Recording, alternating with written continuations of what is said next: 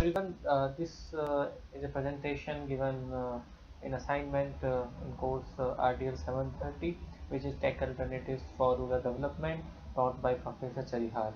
So in this presentation, I am going to discuss a research paper which I read, and the topic of the research paper, the name of the research paper is Cooperatives and Rural Development in India, and written by Katar Singh and R.S. Pundir from Institute of Rural Management, Anand.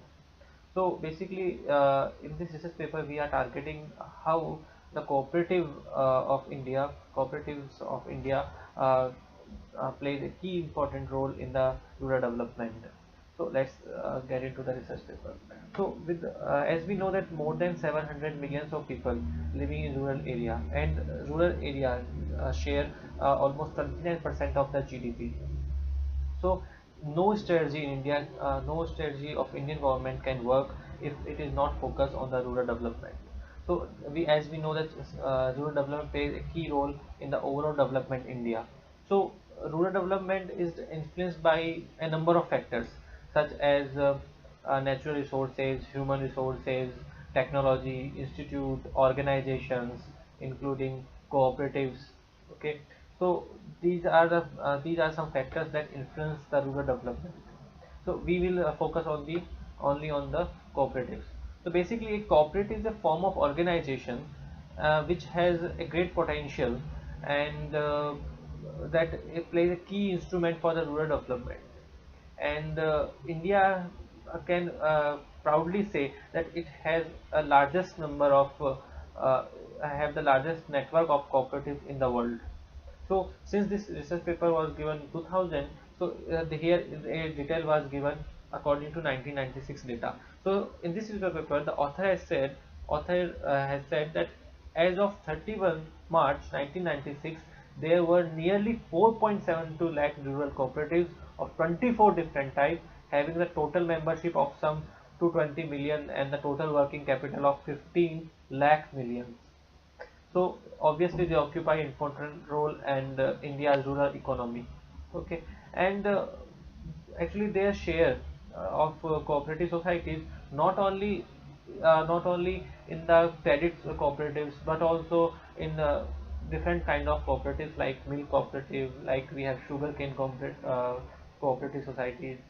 These are also, and so these societies plays a significant role to the rural development. So this paper characterizes and distinguishes cooperative from other form of organization and highlights the important place they occupy in India's rural economy. Basically, in this paper, they have said that what kind of problem they are facing actually. So like they are facing some problems like lack of professionalism in management, and archaic cooperative law, excessive control and interference by the government, lack of good elected leadership, small size of business and hence inability to attain financial viability, lack of performance-based reward system, and internal work culture and environment not congenial to the growth and development of cooperative as a business enterprise.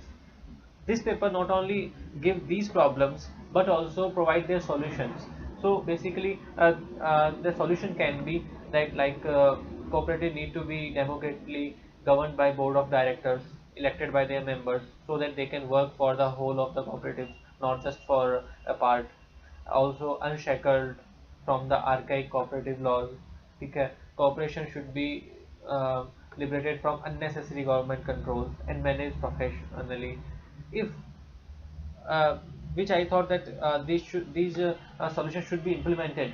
Um, they are practical and they should be implemented by the government, because if they want to survive, if they want to grow in this competitive era, then they has to do something that make them different from the other professional organizations. Since their cooperative has no profit, they work on no profit loss and the betterment of the a group of the people, a general group of people. So I mean they have to implement these solutions so that they can survive and grow in this era that is characterized by deregulation, privatization and globalization. Thanks for the present. This is my presentation. Thanks for listening.